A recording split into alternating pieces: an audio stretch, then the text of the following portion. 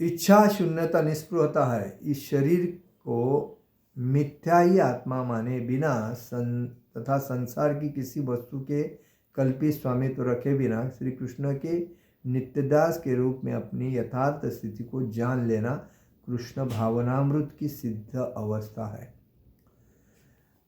जब व्यक्ति जीवन में भगवान को समर्पित हो जाता है, इसीलिए भगवान बोलते हैं भक्त भक्त ही मुझे जान सकता है और वो ही भक्ति से ही। भक्त मम जानासी, भगवान क्यों बोलते हैं? क्योंकि भक्ति से भगवान को हम प्राप्त कर सकते हैं। जैसा ध्रुव महाराज ने उनके सावत्र माँ ने उनको जब पिताजी के जब मांडी के ऊपर बैठा था तो उनको बाजू कर दिया और कहा तुम्हारी उनके इसके ऊपर बैठना, गोद में बैठना तुम्हारे लिए योग्य नहीं है, तुम्हें मेरे कोख से जन्म लेना पड़ेगा, ऐसा बोलने लगे। तो उसने अपने सगी माँ को पूछा कि इसके लिए क्या करना पड़ेगा मुझे? तो बोला इधर कोई न्याय देने वाला नहीं है, ना पिताजी देंगे, ना मैं दूंगी, ना वो देगी। उसके लिए आपको भगवान के पास से न्याय मांगना पड़ेगा। तो 5 साल की उम्र में उसने सब कुछ त्याग दिया, घर द्वार माता पिता सब कुछ त्याग देके उसने जंगल में जाके बैठकर तपस्या किया। उन्होंने तभी भगवान ने नारद जी को भेजा, बोला ये बच्चा क्या कर रहा है, क्यों किधर जा रहा है देखो। तो नारद जी ने आके उसको कहा बेटा आप छोटे हो, आप अभी तपस्या नहीं कर सकते, आप घर पे जाओ, माता पिता के साथ संग रहो, आप बड़े होने के बाद तपस्या करो। नहीं, मैं अब भी जाऊंगा इसी वक्त और मैं तपस्या करूंगा और भगवान को प्राप्त करूंगा, क्योंकि मेरी माता ने कहा है इसका न्याय आपको भगवान ही दे सकते हैं। भगवान सबके हैं और हर कण कण में भगवान है और भगवान सबके ऊपर ख्याल करते हैं। नारद मुनि ने कहने के बाद, वो नहीं मानने के बाद नारद मुनि उसके गुरु बन गए और नारद मुनि ने उनको मंत्र दिया, ओम नमो भगवते वासुदेवाय। और बाद में वो एक पेड़ के नीचे बैठ के, नदी के बाजू में, पेड़ के नीचे मतलब यमुना नदी के बाजू में पेड़ के नीचे बैठकर उन्होंने भगवान को 6 महीने के अंदर प्राप्त किया। वैसा तो प्रहलाद महाराज पहले से बोलते थे सभी बच्चों को भगवान, क्योंकि भगवान को प्राप्त करना है तो कोई इच्छा नहीं रखनी चाहिए। इच्छा एक ही रखना चाहिए कि मैं भगवान की सेवा अच्छा कैसे करूं, भगवान को प्रसन्न कैसा करूं। जो भी मैं करता हूं वो भगवान के लिए कर रहा हूं या मेरे लिए कर रहा हूं, यही इच्छा। मैं मेरे लिए कुछ नहीं करूं, भगवान के लिए करूं। तभी वो आदमी नित्यदास के रूप में अपनी यथार्थ स्थिति को जान ले, सिद्ध अवस्था प्राप्त कर सकता है। जो इस सिद्ध अवस्था में स्थित है वह जानता है कि श्री कृष्ण ही प्रत्येक वस्तु के स्वामी है, क्योंकि वो जानता है ये प्रत्येक वस्तु जो भी है इस संसार में उसके स्वामी कौन है? भगवान कृष्ण ही है, बाकी कोई नहीं। प्रत्येक वस्तु का उपयोग उनकी तुष्टि के लिए किया जाना चाहिए। प्रत्येक वस्तु का उपयोग भगवान को प्रसन्न करने के लिए, भगवान को संतुष्ट करने के लिए होना चाहिए। ये नहीं कि लाया और मेरे लिए। जो भी हम घर में लाते हैं, तुलसी पत्र रखो, भगवान को समर्पित करो, उसके बाद प्रसाद बल के ले लो। तो जो भी चीज़ है भगवान की है और इसीलिए प्रथम उनका अधिकार है।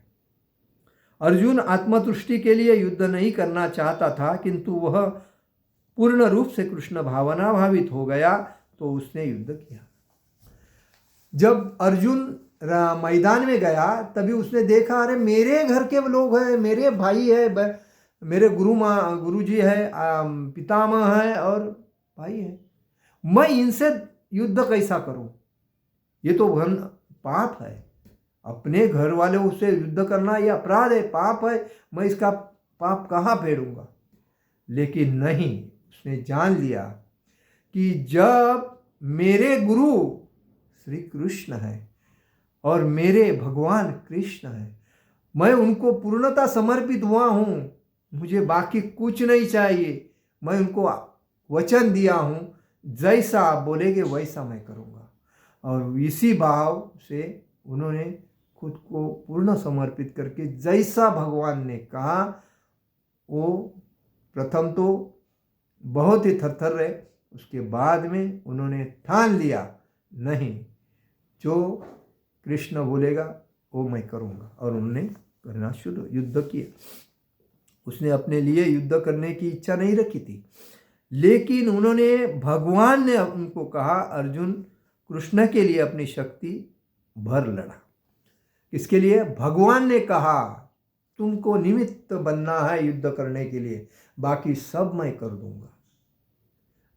भगवान कभी भी अपने भक्त की रक्षा करते हैं, इसीलिए भगवान बोलते हैं, हे अर्जुन सबको बोल दो, मेरे भक्त का कभी अंत नहीं होता है, मेरे भक्त को कोई मार नहीं सकता।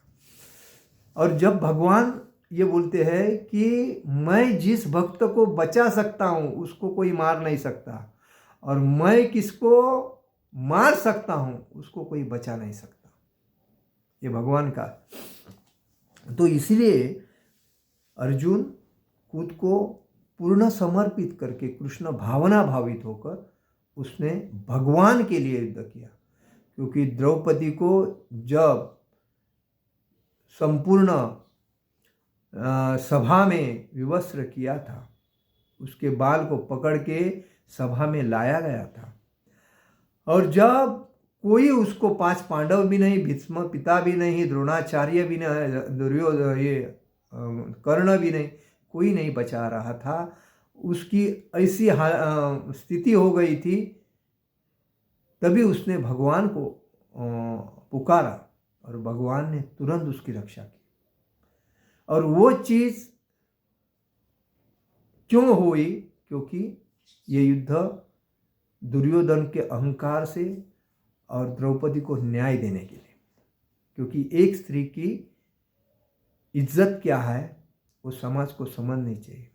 आजकल जो लड़कियां, जो माताएं जो है अपने इज्जत का खिलवाड़ करती है, उनको भगवत गीता 10 बार पढ़नी चाहिए।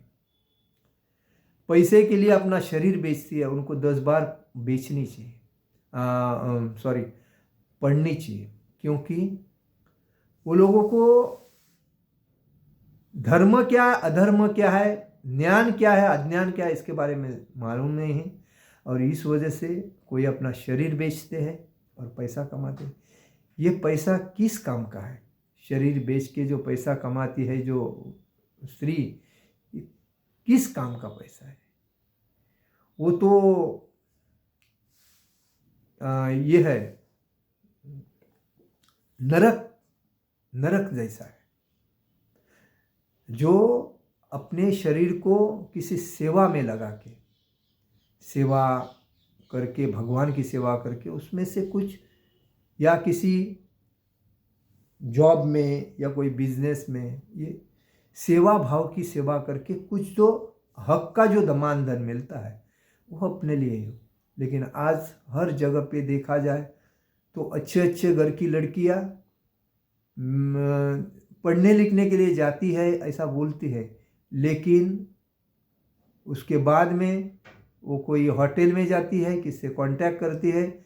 और जब ऐसे भी परिस्थिति है इस मार्केट में, बाप को स्त्री भोग की अपेक्षा रहती है, और बाप मतलब पिता बोलता है मैं बिजनेस करने के लिए बाहर जा रहा हूँ, और वो कहीं होटल में जाता है, और होटल में जाने के बाद जब उसको होटल की सुविधा अच्छी लगती है तो वो जब कॉल करता है और जब लड़कियों को बुलाता है तो उसमें उनकी खुद की भी लड़की मिलती है उनको, तभी कैसा होता होगा उन लोग का।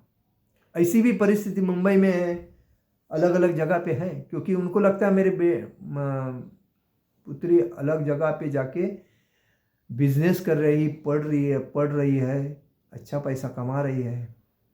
लेकिन जब ऐसा जब सामने किसी के आता है तो उनका जीवन दोनों का भी बर्बाद है। ये तो कहने का मतलब क्या है, ऐसी परिस्थिति क्यों आती है? अगर माता पिता पढ़ा लिखा के उस बच्ची का योग्य उम्र में उसका शादी करके अगर देते हैं तो वो अपने आदमी के साथ आराम से जीवन जी सकती है, लड़के का भी और लड़की का भी, तो उनको दूसरे परिस्थिति का अपेक्षा ही नहीं रहेगा।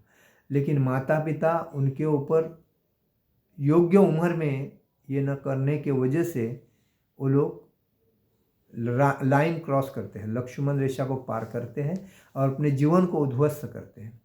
एक जब किसी को मालूम जब पड़ता है ये ऐसी ऐसी व्यक्ति है तो उसके बाद कोई उसके ऊपर देखता नहीं और इस वजह से उसकी जीवन समाप्त हो जाता है। बाद में किसी लड़की को कोई छू लिया है, ऐसा किसको मालूम पड़ा तो उससे शादी नहीं करता है। कोई लड़का ऐसा ऐसा करके लड़की को छोड़ा है तो अच्छे घर की लड़की नहीं मिलती है। वैसे तो वेश्या उनके साथ तो जैसे लड़की के साथ गलत व्यक्ति 1000 मिलेंगे, लड़कों को गलत लड़कियां 1000 मिलेंगी उसमें, लेकिन जो संसार करने के योग्य है उनको नहीं मिलेगी। क्योंकि आजकल क्या है, यूज़ करो थ्रो, जैसा टिश्यू पेपर है, यूज़ किया थ्रो दिया, वैसा लोग जीवन जी रहे हैं। तो ये जीवन बेकार है, आगे जाके नरक में जाने का रास्ता है। तो इसलिए ऐसा नहीं होना चाहिए। तो कहने का मतलब है इच्छाओं को नष्ट करने का कोई कृत्रिम प्रयास नहीं है। जीव कभी भी इच्छा शून्य या इच्छा इंद्रिय शून्य नहीं हो सकता, किंतु उसे अपनी इच्छाओं की गुणवत्ता बदलनी होती है। जीवन में मनुष्य जीवन में आया है, उसके बाद उसके मन में इच्छा रहेगी, बिना इच्छा का कोई नहीं मिलेगा। लेकिन अगर वो किसी के अतिशय उत्तम संगत मिलती है भक्ति मार्ग की, और उस संगति का फायदा अगर वो लेता है तो उसके जीवन में इच्छा नहीं रहेगी, खाली भगवान की भक्ति रहेगी। भौतिक दृष्टि से इच्छा शून्य व्यक्ति जानता है कि प्रत्येक वस्तु कृष्ण की है। इसलिए कहा गया है ईशावासमदम सर्वम यत्किंची जगता जगत, ईशावासमदम सर्वम यत्किंची जगता जगत तेन त्यक्ते भुक्तिमान। ये जो संसार में सब कुछ है, जो है पेड़ पौधे, जमीन, जायदाद, पदार्थ, ये सब जो भी कुछ बनता है तो भगवान ने सब हमें दिया है। जैसा सूर्य प्रकाश दिया है, हवा दी है, बराबर, चंद्र प्रकाश दिया है, वापिस ये सब जो दिया है भगवान ने, इसी के वजह से तो सब बन रहा है, धरती पे हम लोग रह रहे हैं। तो ये अगर हमें भगवान ने नहीं दिया होता तो हम क्या कैसे जीते थे, नहीं जीते। तो अग्नि, वायु, आकाश, ये जो है सब भगवान ने हमें दिया, और उसी से 5 चीज़ों से हमारा शरीर बना है। अग्नि, वायु, आकाश, हवा, पानी, बराबर, धरती, और बाद में ये शरीर इधर ही जाता है अपने शरीर में, एक तो अग्नि में जाता है, एक तो जल में जाता है, एक तो समाधि में जाता है।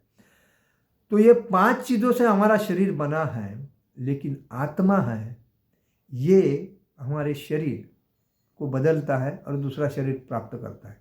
लेकिन इस शरीर से वापिस शरीर नहीं मिलना चाहिए और शरीर नहीं बदलना चाहिए। इसीलिए इस आत्मा को भक्ति में, इस शरीर को भक्ति में रख के आत्मा को शुद्ध करके भगवत धाम जाना हमारा जन्म सिद्ध हक है।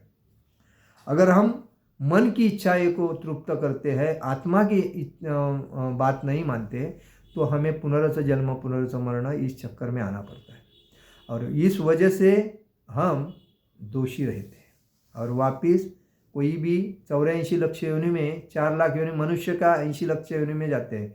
जैसे पेड़ पौधा, ये भी योनि है, वो भी योनि है, सॉरी, जैसा जमीन में गवत उगता है, पेड़ उगती है, बराबर है, वो कैसा उगता है, उसमें भी तो जान रहती है, वो भी है।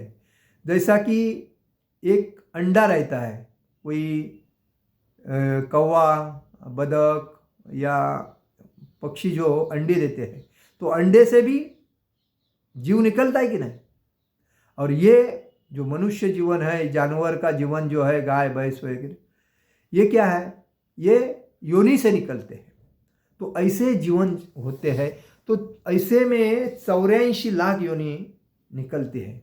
समुद्र में मछली अंडी देती है, लाखों अंडी देती है, और उस अंडे से बाद में मछली बनती है। कछुआ जमीन के ऊपर अंडी देता है, समुद्र में जाता है, वहाँ से उस अंडे को देखता रहता है, स्मरण करता रहता है, और वो समुद्र से जमीन में किनारे में जो अंडी दिया है उसको वो बराबर ऊब देता है। देखो भगवान की क्या अरेंजमेंट है। और वो बाद में जो बच्चे बनते हैं तो ऑटोमेटिक बाद में समुद्र की तरफ आते, वो अपने माँ को मिलते हैं। तो कहने का मतलब है भगवान ने सब कुछ हमें दिया, लेकिन हमने भगवान को क्या दिया। तो हमने भगवान के लिए, हमें भगवान ने बनाया क्यों, इस सृष्टि में भेजा क्यों, भक्ति करके जीवन आनंद जी कर। क्योंकि 84 लक्ष्य योनि में आप बहुत क्या क्या हाल अपेष्टा, हम देखते हैं जानवर क्या हाल अपेष्टा निकालते हैं, लेकिन उनको कोई नहीं संभालता। पेड़ पौधे कितने हाल अपेष्टा निकालते हैं, धूप में, बारिश में, अलग अलग योनि में। जैसा समुद्र की मछली है, अलग अलग योनि में, हर योनि में बहुत तकलीफ है। कुत्ते, बिल्ली, पशु पक्षी, बंदर, मतलब अलग अलग जो प्राणी आपके सामने आते हैं, कितने प्राणी हैं, हम लोगों ने उनने प्राणी को देखे भी नहीं है, इतने प्राणी भगवान ने बनाए, लेकिन वो कितना हाल अपेष्टा निकालते। तो ये सब किसने बनाया, एक छोटे से बीज से इतना बनता है। जब माँ के गर्भ में पिता एक छोटा बीज रोता है, और रोने के बाद उसको 9 महीने तक माँ उसको अपने कोख में छोटे से बड़ा करके पाल पोस कर, भगवान उसको आकार देकर सब कुछ देते हैं, और उसको शरीर सजीव बना के उसको 9 महीने के बाद बाहर निकालते हैं। एक पानी युक्त चीज़ ही शरीर को कैसा माँ के गर्भ में पूर्ण आकार देकर उसको हाथ, पैर, आँखें, कान, नाक, योनि सब कुछ देती है। पानी युक्त आकार, खाली उस जगह पे रह के 9 महीने के बाद वो बाहर निकलता है। तो ये भगवान की अरेंजमेंट कोई मामूली है। तो उस बच्चों को 9 महीने तक भगवान संभालते हैं पेट में, माँ के गर्भ में। उसके बाद वो बच्चा भगवान से प्रार्थना करके इस सृष्टि में आता है, और सृष्टि में आने के बाद भगवान को भूल जाता है और इंद्रिय तृप्ति में माया के जाल में फंस जाता है। तो इसीलिए ये जो जिसको समझा है कि हम किसके लिए आए हैं, भक्ति करने के लिए, ये बाकी ये सब जो है, जो हमें हमारे कुछ काम की नहीं है, उसे माया कहते हैं, और उसमें हम भ्रमिष्ट हो रहे हैं। गाड़ी, बंगला, पैसा, प्रसिद्धि, पद, प्रतिष्ठा, सब ये सब इधर ही रहने वाला है।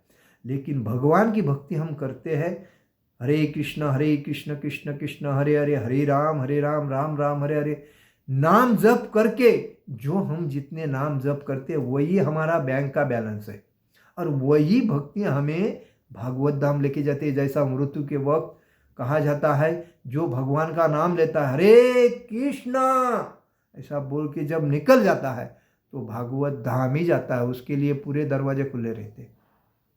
लेकिन वो ये सोचता है, अरे मैंने इतनी बड़ी कार लिया है, इतनी बड़ी प्रॉपर्टी बनाई है, इतना बैंक बैलेंस रखा हूँ, अभी क्या करेगा ये बच्चे, तो एंजॉय करेंगे, तो मैंने सब मेरी मेहनत फुकट गवाई है, मैं भगवान के लिए कुछ नहीं किया, लेकिन ये लोगों के लिए किया, तो अभी मेरा जीवन क्या है, वापिस मुझे इसको आना पड़ा। तो वापिस योनि में आ जाता है, क्योंकि पिछल ध्यान है ना, मैंने इतना किया। और वापस कोई भाई सांप, कॉकरोच, पाल, बिल्ली, कुत्ता इसके वध में आ जाता है, क्योंकि उसने मानुष के योनि में जाने उतना पुण्य तो किया नहीं है, तो जानवर के योनि में आता है। अगर मनुष्य योनि में आने के लिए उसने उतने पुण्य किया, तो किसी के बच्चे के बच्चे का बेटा बन के आता है, या बेटी का बच्चा बन के आता है, या पड़ोसी का, ऐसा करके आ जाता है। तो कहने का मतलब है ये ध्यान हमारा पीछे नहीं रहना। इसलिए ये कहा ईशावदम इदम सर्वम यत् किंचित, ये सब भगवान का है, ये हमें जानना चाहिए। जो ये जानता है वह किसी वस्तु पर अपना स्वामित्व घोषित नहीं करता। जो ये जानता है कि ये मेरा कुछ नहीं है, मैं तो निमित्त मात्र आया हूँ भक्ति करने के लिए, ये सब भगवान की देन है, भगवान को समर्पित है, हम खाली। जो व्यक्ति पगार लेता है महीने को, अपना 30 दिन काम करने के बाद जो पगार आता है, उसमें का हम भगवान को कितना देते हैं? भगवान के सामने भी पगार नहीं रहते, उसमें से पहले ही कटिंग होता रहता है। इसको इतना देना है, उसको इतना देना है, उसको इतना देना। ये किसने बोला था आपको सर पे पहाड़ खड़े लेने के लिए? तो जब पहाड़ लेते हो तो घर का लोन है, बाइक का लोन है, कार का लोन है, शादी का लोन है, इसका लोन है, उसका लोन है, उसके EMI जाते जाते हाथ में अंडा। तो कहने का मतलब हाथ में हमारे शून्य रहता है, और हम राय देते अगले महीने की 7 तारीख कभी आ रही, अगले महीने की 8 तारीख कभी आ रही, 30 तारीख में पगार होने वाला था, 2-4 दिन लेट हो गए, अभी क्या करेगा, कंडीशन बहुत है। बाद में कोई चिट फंड में देखते हैं, मंथली फंड वाला कोई है क्या, ब्याज से देने वाला है क्या। तो ये परिस्थिति क्यों हम लाते हैं? क्योंकि हमने इंद्रिय तृप्ति की इच्छाएं को ज़्यादा बढ़ा लिया है, और हमारे सर पे इतना बड़ा बोझ करके हम जीवन आनंद से जी रहे हैं, बैंक का लोन निकाल के आनंद से जी रहे हैं। अरे मेरे जैसा कोई नहीं, ये टेंशन लेके जी रहे। ऐसा पहले ज़माने में ऐसा नहीं था। पहले ज़माने में अपने पास होता था तो जाके खरीदता था, नहीं होता था जो कुछ दाल राइस मिलती थी खा के आराम से जीता था। लेकिन अभी के लोग एक दूसरे को देखने के बाद इच्छाएं, इंद्रिय तृप्ति की इच्छाएं काबू में नहीं रहती। उसने बाइक लिया, मैं भी उससे बढ़कर लूँगा, उसने कार लिया, उससे बढ़कर मैं लूँगा, नया अलग ही डिज़ाइन का। उसने घर ऐसा बनाया, देख मैं उधर से आर्किटेक्ट लाऊंगा और इसको ऐसा बनाऊंगा, लोग देखते रहेंगे। ये क्या है? आप अपने सर पे बोझ करके ले रहे। और माँ बाप का जो पैसा होता है वो बच्चों ने कभी यूज़ नहीं करना चाहिए। माँ बाप का पैसा अगर है, माँ बाप छोड़ के गए, वो बच्चों ने वो पैसा भगवान को समर्पित करना चाहिए। भगवान की जो ट्रस्ट रहती है, कोई मंदिर की, राधा कृष्ण का मंदिर है, उनको वो प्रॉपर्टी और वो सब उनके दान देना, क्योंकि वो किसका है? वो भगवान का है। भगवान ने उनके परिश्रम की वजह से उनको दिया है, तो वो वापस भगवान के पास जाना है। हमारा कुछ नहीं, हमें भगवान ने हाथ पैर दिया है, आग भीख सब कुछ दिया है, कमाने की बुद्धि दी है, तो हमारे लिए हमको ही कमाना चाहिए। हम दूसरे का रेडीमेड नहीं लेना चाहिए। आजकल के बच्चे माँ बाप मरने के बाद तुरंत हिस्सेदार बनते हैं, बोलते हैं 5 भाई है, 5 विभाग होना चाहिए। अरे ये क्या है?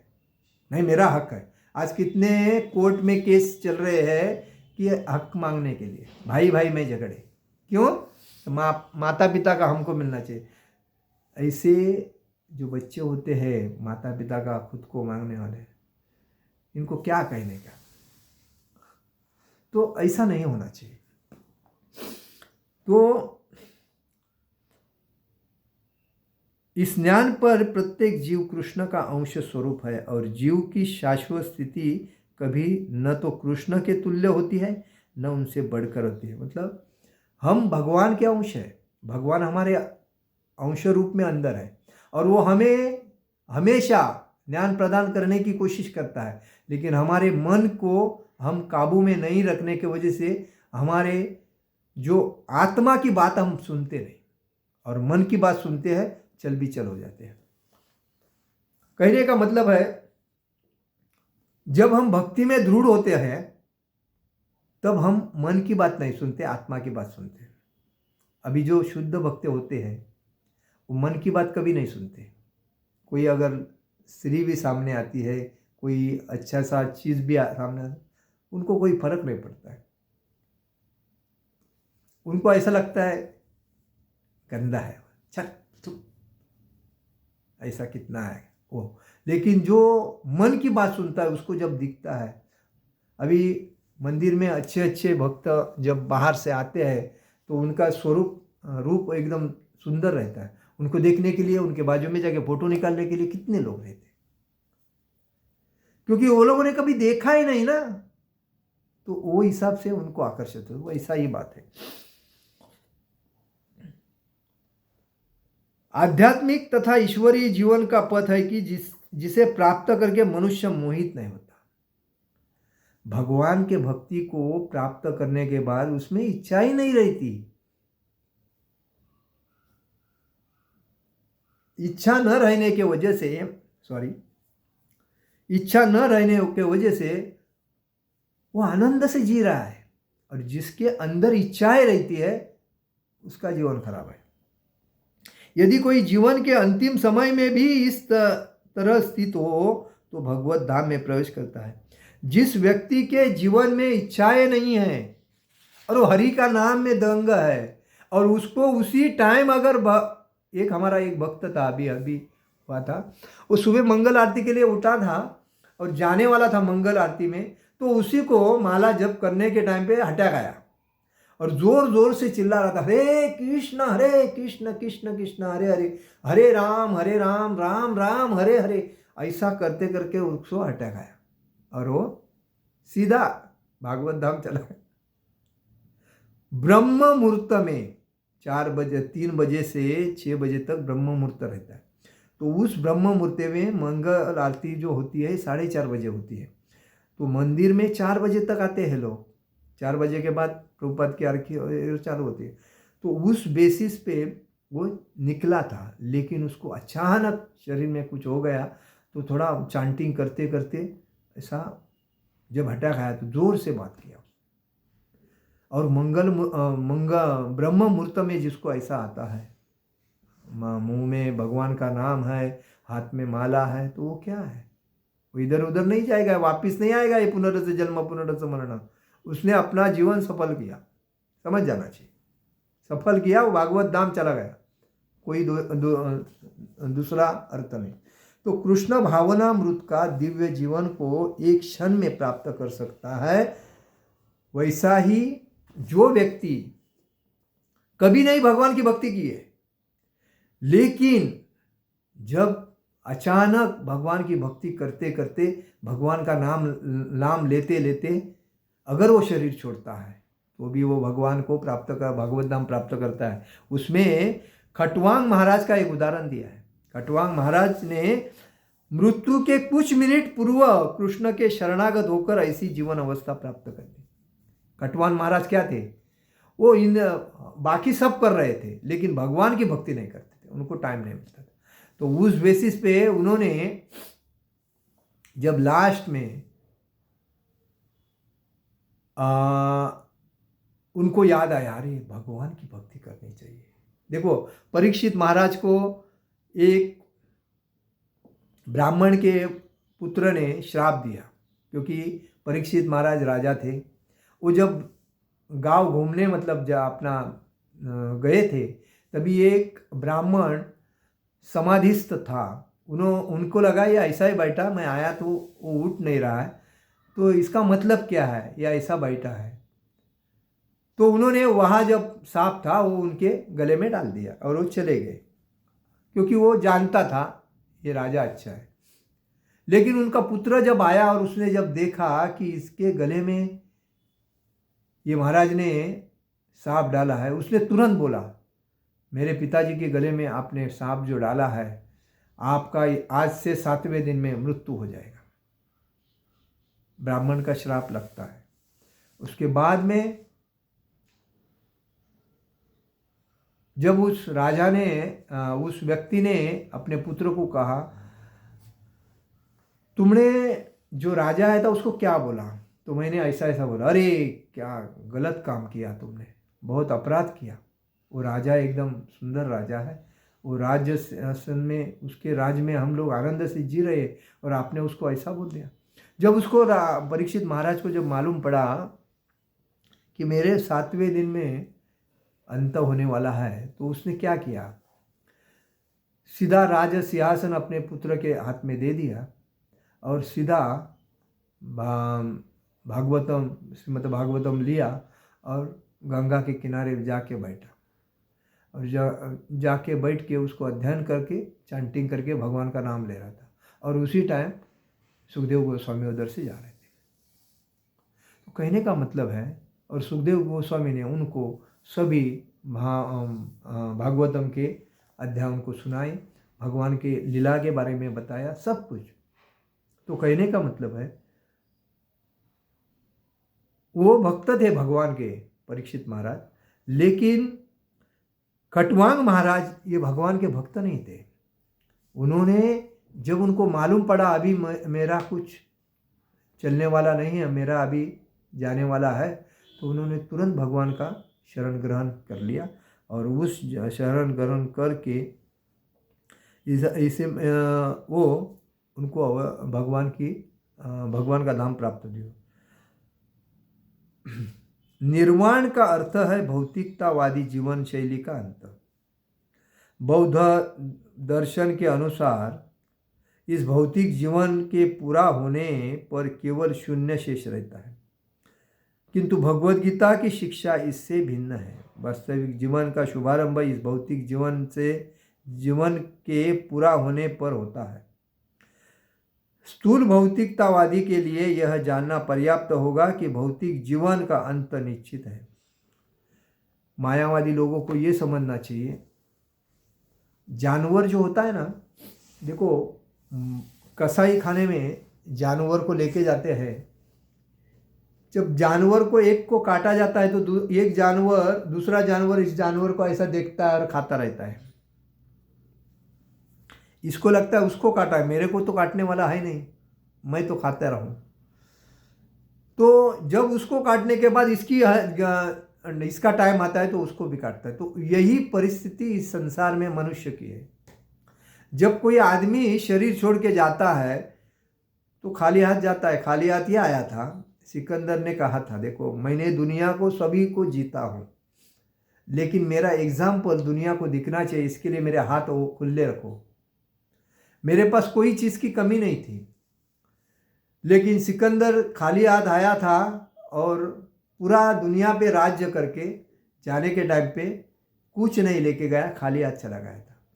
वैसा ही आदमी को समझना चाहिए, मैं किसके लिए तड़प रहा हूँ, किसके लिए मेहनत कर रहा हूँ, मैं खुद के लिए क्या कर रहा हूँ। मेरा आत्मा शुद्ध, मेरा ये शरीर भी खुद का नहीं है। देखो हमें भगवान ने ये शरीर दिया है इतना अनमोल, लेकिन फिर भी उसमें का एक का आँख नहीं रहेगा तो उसकी क्या हालत है। इसका एक का पैर नहीं रहेगा, उसका हालत क्या। इसका एक का हृदय नहीं रहेगा, उसको कृत्रिम हृदय लगाएगा तो उसकी क्या हालत है। ये समझता ही नहीं लोगों को, और लोग उसी के इंद्रिय के भोग के सुबह से लेके शाम तक जाते हैं। अरे जीवन आनंद से जीने के लिए दिया है, मन प्रसन्न। तुलसी महारानी को सामने रखो, उसके सामने बैठ के हरे कृष्ण का मंत्र जपो, सुबह उठो, रात को जल्दी सो जाओ, सुबह उठो, आनंद से भक्ति करो, जो मिलता है उसको पाओ। उसमें मेरे को ये चाहिए वो चाहिए उसकी अपेक्षा मत करो। ये शुल्लक जीवन है, 100 साल के अंदर ही जाने वाला है, 1000 साल नहीं। पहले जमाने में सतयुग में 1000 साल जीते थे, बराबर। सतयुग के बाद त्रेता युग आया, उसमें भी बाद में सतयुग, त्रेता युग, द्वापर युग आया, और बाद में अभी कलयुग आया। तो इतना होने के बाद भी, आदमी को मालूम होने के बाद भी आदमी ये नहीं जानता है कि खाली हाथ मुझे जाना है, फिर भी अपेक्षा। और दुख क्यों भोगता है? क्योंकि अपेक्षा ज़्यादा होती है। और इसीलिए कहा जाता है कि वास्तविक जीवन का शुभारंभ इस भौतिक जीवन के पूरा होने पर होता है। तो भौतिकतावादी के लिए यह जानना पर्याप्त होगा कि भौतिक जीवन का अंत निश्चित है। मैं गाय ये जानवर का उदाहरण क्यों दिया, आदमी को मालूम है वो तो मरा है, लेकिन हमें भी उसके बारे में सोचना है, हमारा भी कल आने वाला है टाइम, तो हमें ज़रा भक्ति पे थोड़ा ज़्यादा ध्यान देना चाहिए। फिर भी लोग इंद्रिय के पीछे ही पड़ते हैं। इंद्रिय तृप्ति कैसी हो जाए, ज़्यादा इंजॉयमेंट कैसी हो जाए, उसके बारे में। तो इस जीवन का अंत होने के पूर्व यदि कोई कृष्ण भावना भावित हो जाए तो उसे तुरंत ब्रह्म निर्वाण अवस्था प्राप्त हो जाती है। कम से कम इतना तो समझना चाहिए कि अभी मैं खटिया के ऊपर सोया हूं, अभी सब लोग मेरे को देखने को आ रहे हैं, अभी मेरा जाने का टाइम आया है, मैं तो रुकूंगा नहीं। भले डॉक्टर को झूठ बोलते हैं पैसा खाने के लिए, लेकिन मेरा टाइम जाने का आया है तो मेरे मुंह से तो निकले हरे कृष्णा कृष्णा कृष्णा हरे हरे, हरे राम राम राम हरे हरे। फिर भी वो वही आस करके देखता है। वो आया नहीं मुझे देखने, उसने फोन किया था, अरे किसकी याद निकाल रहे हो? जो चले गए वो स्वार्थी थे, वो छोड़ के चले गए। अभी तुम्हारा संपर्क एक से ही है, जिसने तुमको इस संसार में भेजा था उसी के पास जाना है, वापिस क्यों आना चाहते हो? ये लोगों को समझता है। और इसीलिए ये बात बोलते हैं कि भगवान की दिव्य प्रेमा भक्ति में व्यस्त रहने का अर्थ है भगवत धाम को प्राप्त करना। भगवान की भक्ति में व्यस्त रहना चाहिए। आज हम लोग दूसरे के बारे में चर्चा करते हैं, अरे उसने ऐसा किया वैसा किया, टाइम वेस्टेज है। हम टाइम को अपने गवा रहे हैं, वेस्टेज गवा रहे हैं। तो ये टाइम नहीं करना चाहिए, वेस्टेज नहीं करना चाहिए। तो हमें टाइम का सदुपयोग करने को आना चाहिए। जीवन में टाइम इतना महत्व है, करोड़ों अरबों रुपए देने के बाद 1 मिनट भी हमको नहीं मिलेगा। श्रील प्रभुपाद जी बोलते हैं जो टाइम का ख्याल करता है उसका जीवन सफल है, और जिसने टाइम को वैल्यू नहीं दिया उसका जीवन बर्बाद है। आज देखिए हम लोग टीवी देखते हैं, सास भी कभी बहू थी और बहू भी कभी सास थी, ये सीरियल देखते हैं। वो तो करोड़ों अरबोपति बन गया, बरोबर। तो आप क्या बन गए? आप तो घर में टीवी का बिल बढ़ा रहे हैं, आपका चश्मा का नंबर बढ़ा रहे हो, और खुद का एनर्जी गंवा रहे हो, और टेंशन भी बढ़ा के ले रहे हो। उसमें जो संस्कार देते अपने कचरा दिमाग में डाल रहे हो, और उस कचरों के वजह से घर में क्लेश तैयार। सास का बहू से लपड़ा, बहू का सास से, और पति का पत्नी से, क्योंकि उसी में है। तो आज हर जगह पे ये चल रहा है। देखो हम लोग क्रिकेट देखते हैं, क्रिकेट देख के हमारा क्या फायदा है? कुछ है? देश का नाम है, देश का नाम ठीक है, लेकिन वो तो करोड़ों कमा रहे हैं, रात में एंजॉय कर रहे हैं अलग अलग लड़कियों के साथ। दूसरी बात, उनको लाखों करोड़ों मिलते हैं, बराबर है। एक छक्का मारने के बाद 1 करोड़ मिलता है, एक चौका मारने के बाद 50 लाख मिलते हैं। तो हमें क्या मिल रहा है? हम तो मैच देख के पसंद होता है, अरे इंडिया जीत गई, वो हार गया, अभी बहुत एनर्जी भी लॉस, पूरा पैसा भी लॉस, मतलब time loss. Time is money, विदेशी लोग बोलते हैं टाइम।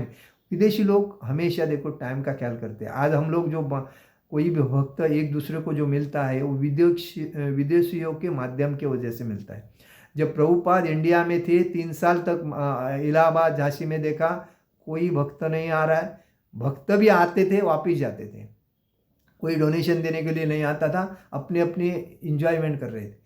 लेकिन उन्होंने अपने गुरु का मार्गदर्शन के वजह से विदेश में गए, और विदेश में जाने के बाद जब उन्होंने विदेश में जाके भक्ति का प्रचार किया, उधर के लोग तो इंद्रिय तृप्ति में व्यस्त थे। तो विदेश में जाके जब भक्ति का प्रचार किया, और वो लोगों ने जब अपना फंड प्रभुपाद को दिया, प्रभुपाद के विचार आत्मसात किए, और प्रभुपाद ने उधर 108 मंदिर बनने के बाद इंडिया में आके अलग अलग जगह लेके मंदिर बनवाए। उसके बाद उनको मालूम पड़ा हमारी एक प्रवृत्ति गंदी क्या है मालूम है? हम खुद के मन से नहीं चलना चाहते हैं, हम दूसरे को देखते हैं, उसने किया, अभी मेरे को भी करना चाहिए। अरे ये क्या है? इसको बोलते हैं दूसरे की पावर, मतलब रिचार्ज बोलते हैं इसको। क्या बोलते हैं? रिचार्ज। मोबाइल में रिचार्ज किया तो मोबाइल चालू हो गया, मोबाइल में रिचार्ज नहीं तो डब्बा हो गया। तो ये रिचार्ज पावर जो है दूसरे ने किया इसलिए मैं कर रहा हूँ, तो तुम्हारा भगवान ने जो तुम्हारी बुद्धि दी है, विवेक दिया है, वो किधर गई है? भैंस के तवे में। तो कहने का मतलब है हम दूसरे की कॉपी करना जानते हैं, हम अपने मन से, अपने विचार से, अपने आचरण से चलना नहीं चाहते। और इसीलिए श्रील प्रभुपाद, वो लोग क्या करते थे, वो टाइम इज मनी, टाइम को वैल्यू देके, विचार अच्छे है, एक से दूसरा, दूसरे को तीसरा, तीसरे को चौथा करके अपने स्वार्थ के लिए प्रभुपाद के सामने लोगों ने सिग्नेचर करके खाली चेक दिए थे। हम दे सकते हैं? नहीं। लेकिन उन्होंने ऐसा कहा था, खाली चेक है, जितना चाहिए उतना अमाउंट डालो, लेकिन स्वामी जी हमारे बच्चों को एक जीवन अच्छा दे दो। आज उनके बच्चे भक्त बन के, गुरु बन के उनका आचरण उनके देश कर रहे हैं। तो प्रभुपाद को इसीलिए वो भगवान के जैसा मानते। तो कहने का मतलब है गुरु ऐसा होना चाहिए। तो इसीलिए प्रभुपाद जगत गुरु के जैसे हैं। हम लोग प्रभुपाद को जगत गुरु मानते हैं, लेकिन भगवान कृष्ण ब्रह्मा जी से बोलते हैं, ब्रह्मा जी को जगत गुरु बोलते थे, भगवान कृष्ण थे, भगवान ब्रह्मा जी बोलते हैं मैं जगत गुरु नहीं हूँ, जगत गुरु तो आप है, और आपके लेवल में और आपके ऊपर भी कोई नहीं, लेवल में भी नहीं कोई आ सकता है। तो ये बात है। तो इसीलिए इसमें बताया गया है आध्यात्मिक जगत में कृष्ण भावनामृत में विषय, इसी जीवन में ही कृष्ण भावनामृत की प्राप्ति तत्काल ब्रह्म प्राप्ति जैसी है।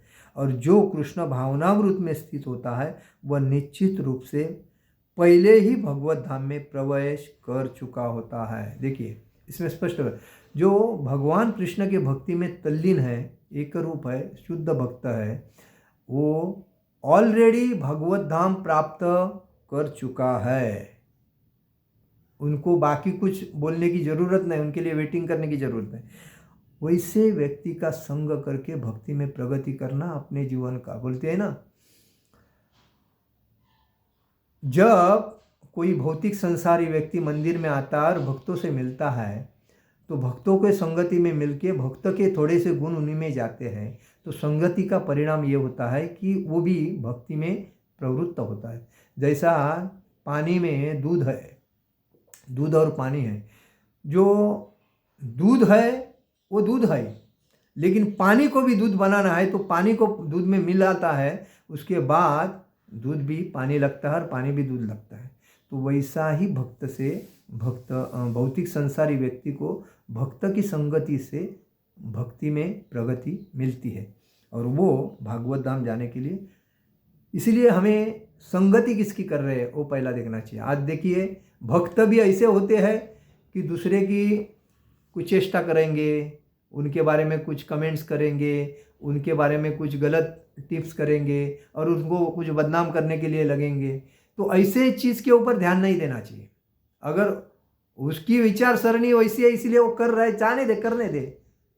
अपने विचार उसमें मैच नहीं होते हैं तो अपने को साइड से चलना चाहिए। इसीलिए कहा जाता है कि ब्रह्म और भौतिक पदार्थ एक दूसरे से सर्वथा विपरीत होते हैं। ब्राह्मी स्थिति का अर्थ है भौतिक कार्यों के पद पर न होना। भगवद गीता में भगवत भक्ति को मुक्त अवस्था माना गया है। सगुणान समन्ति तैतान ब्रह्म भूयाय कल्पते, अतः ब्राह्मी स्थिति भौतिक बंधन से मुक्ति है। ब्राह्मी मतलब भगवान में पूर्ण एकनिष्ठता से भक्ति करना, यह है। श्रील भक्ति विनोद ठाकुर ने भगवद गीता के इस द्वितीय अध्याय को संपूर्ण ग्रंथ में प्रतिपाद्य विषय में के रूप में संक्षिप्त लिखा है।